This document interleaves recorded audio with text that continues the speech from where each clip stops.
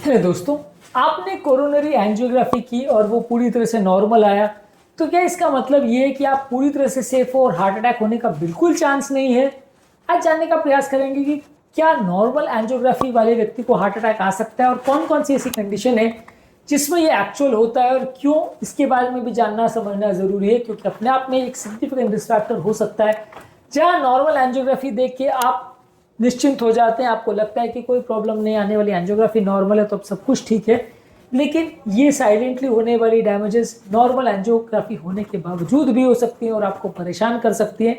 इसलिए इसके बारे में जानकारी होना ज़रूरी है। टॉपिक पर जाने से पहले जो लोग हमारे चैनल पर नए हैं उन्हें रिक्वेस्ट करूँगा कि चैनल को सब्सक्राइब करें और यदि कंटेंट यूजफुल लगे तो फ्रेंड्स फैमिली के साथ इसे शेयर करके दूसरों की ज़िंदगी को सुधारने और बचाने में हमारी और अपने फ्रेंड्स की मदद करें।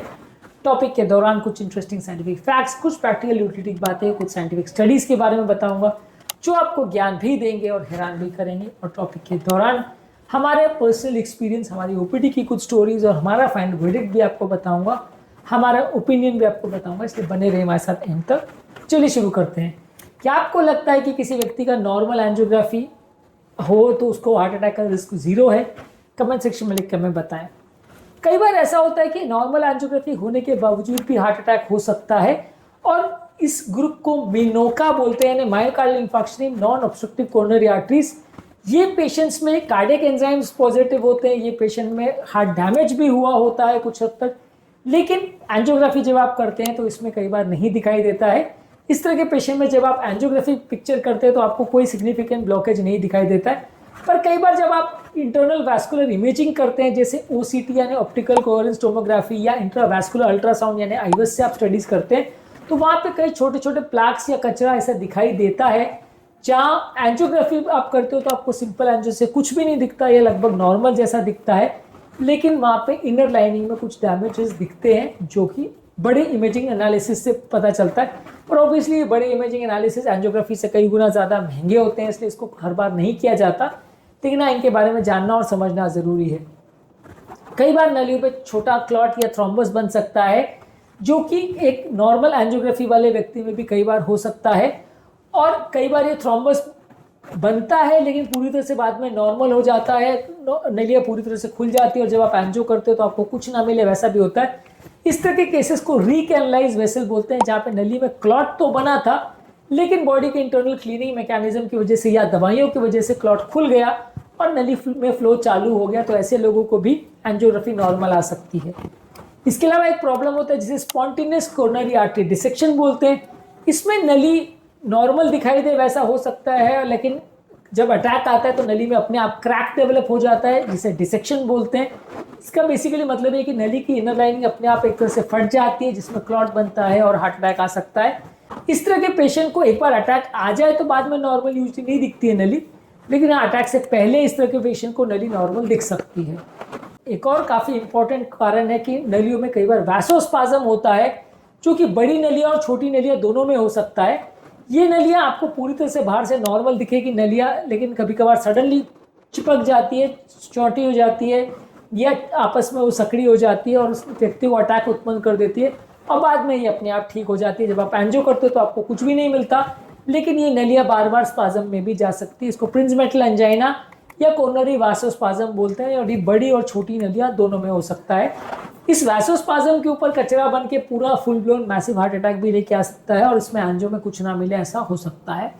कई बार भी आप एंजियो करो रिकरेंट अटैक के बाद फिर भी नॉर्मल दिख सकता है, तो ऐसे पेशेंट में डेफिनेटली ट्रीटमेंट करना जरूरी है, इसलिए भी इनके बारे में जानना जरूरी है। इसके अलावा कई बार छोटी छोटी नलियों में माइक्रो क्लॉट्स होने की वजह से भी एंजियोग्राफिक डैमेज दिख सकता है, लेकिन आपको नलियाँ पूरी नॉर्मल दिखे, ऐसा हो सकता है। यानी कोरोनरी माइक्रोवैस्कुलर ऑब्स्ट्रक्शन या डिस्फंक्शन देखने को मिल सकता है, जहाँ पे व्यक्ति का ट्रोपोनिन लेवल्स हाई हो, हार्ट में फेलियर हो, वहाँ पे पेशेंट को आपको कुछ भी ना देखने को मिले, एंजियो में पूरी तरह से नॉर्मल मिले, ऐसा हो सकता है। एक और बीमारी है जिसमें हार्ट में इन्फ्लेमेशन होता है, जिसे मायोकार्डाइटिस बोलते हैं, और एक टाकोत्सुबो कार्डियोमायोपैथी यानी स्ट्रेस कार्डियोमायोपैथी होता है। इन दोनों में भी हार्ट डैमेज होता है। हार्ट में आपको सिग्निफिकेंट पंप फंक्शन डिटोरेशन मिलेगा, लेकिन एंजियो में कुछ नहीं मिलेगा, ऐसा हो सकता है। इसके अलावा ये जो मिनोका वाला केस है, जहाँ पे बहुत छोटी छोटी नलियों के अटैक की वजह से आपको प्रॉब्लम आती है, वहाँ जो हार्ट अटैक का चांसेस है वो बहुत कम नहीं है। और टोटल हार्ट अटैक्स की हम बात करें तो 3 से 10% केस में ऐसा हो सकता है जहाँ पे पेशेंट को हार्ट अटैक हो छोटी नलियों का और वहाँ पे एंजियोग्राफी में कुछ ना मिले। तो ये इतना अनकॉमन नहीं है और 3 से 10% तक भी इसका चांस हो सकता है। इसके अलावा किसी किसी पेशेंट में एंजियोग्राफी नॉर्मल आए, लेकिन ऐसे केस में क्या होता है कि एंजियोग्राफी में आप खाली नली का इनर लेयर में जहाँ कॉन्ट्रास्ट बहता है वही देखते हैं। कई बार वो ल्यूमेन के बाहर का जो स्पेस होता है जिसको एक्स्ट्रा ल्यूमिनल स्पेस बोलते हैं वहाँ पे भी डिजीज हो सकती है जो कि सिंपल एंजियोग्राफी में ना दिखे, ऐसा हो सकता है। इसके अलावा बहुत सारी छोटी नलियाँ जो होती है उसका डिजीज भी कई बार एंजियोग्राफी में पिकअप नहीं होता। और कई बार नलियों के दीवारों में डिसेक्शन होता है, वो भी कई बार एंजियो में ना दिखे, ऐसा भी हो सकता है। तो इसीलिए इस तरह के केसेस में एंजियोग्राफी 100% आपको श्योर शॉट बता देगी और सब केस पिकअप हो जाएंगे एंजियो में, ऐसा ज़रूरी नहीं है। एंजियोग्राफी का सक्सेस रेशियो बड़े हार्ट अटैक्स को पिकअप करने में 95 to 99% तक हो सकता है। छोटे हार्ट अटैक और माइक्रो वेसल्स के हार्ट अटैक पिकअप होने में एंजियोग्राफी भी कई बार गलत कर सकती है। और एंजियोग्राफी के बियॉन्ड जो टेस्ट आते हैं वो यूजली इतने कॉस्टली होते हैं, इतने इन्वेजिव होते हैं कि अक्सर ये ज़्यादातर किए नहीं जाते हैं, बहुत सिलेक्टिव केसेस में ही किए जाते हैं। इसलिए इनके बारे में अगर हम जानते भी हैं तो कई बार इसको यूज़ कर पाना इन टेक्निक्स को इतना ईजी नहीं होता क्योंकि कॉस्ट का कंसर्न रहता है। अगर आप सिंपल आईवेस गाइडेड एंजियोग्राफी करते हो या ओसीटी गाइडेड एंजियोग्राफी करते हो तो एंजियोग्राफी जिसका खर्चा नॉर्मली इंडिया में 10-15 हज़ार या 20 हज़ार तक होता है उसका खर्चा 80 हज़ार से 1 लाख तक जा सकता है। तो ज़्यादातर लोग इतना खर्चा करना नहीं चाहते हैं, इसलिए ज़्यादातर ये टेक्निक्स रूटीनली यूज़ नहीं होती है। तो बेसिकली मिनोका यानी myocardial infarction in non obstructive coronary vessels में कई तरह की चीज़ें आ सकती है। प्लाक रप्चर हो सकता है, स्पाज्म हो सकता है, डिसेक्शन हो सकता है, एम्बोलिज्म हो सकता है, माइक्रोवास्कुलर डिजीज हो सकता है, टैकॉट सुडोकार्डियोमायोपैथी हो सकता है, मायोकार्डाइटिस हो सकता है। तो बेसिकली ये एक पूरा सब ग्रुप है जिसमें कई तरह की प्रॉब्लम्स एक साथ हो सकती हैं। जहाँ पे हार्ट अटैक तो है लेकिन आपको एंजियो में कुछ ना दिखे, ऐसा हो सकता है। तो इसके बारे में जानना और समझना और इसके बारे में भी ट्रीटमेंट करना जरूरी है क्योंकि ये सारे पेशेंट को ट्रीटमेंट जरूर लगेगा लेकिन ये सारे पेशेंट्स में आपको एंजियोग्राफी में कुछ ना मिले और कई बार आप अपनी डायग्नोसिस को भी डाउट करने लग जाओ कि हार्ट अटैक था या नहीं था, वैसा भी कई बार इस तरह के केसेस में हो सकता है। हालांकि इस तरह के केसेस में अगर कार्डियक एंजाइम्स पॉजिटिव है तो उनको अग्रेसिवली ट्रीट करना जरूरी है और अक्सर जिंदगी भर भी ट्रीट करना इन तरह के केसेस को पड़ता है। हार्ट का एमआरआई स्कैन कई बार हार्ट के इन्फ्लेमेशन और टैकॉट सुडोकार्डियोमायोपैथी को डिफरेंस करने में मदद करता है।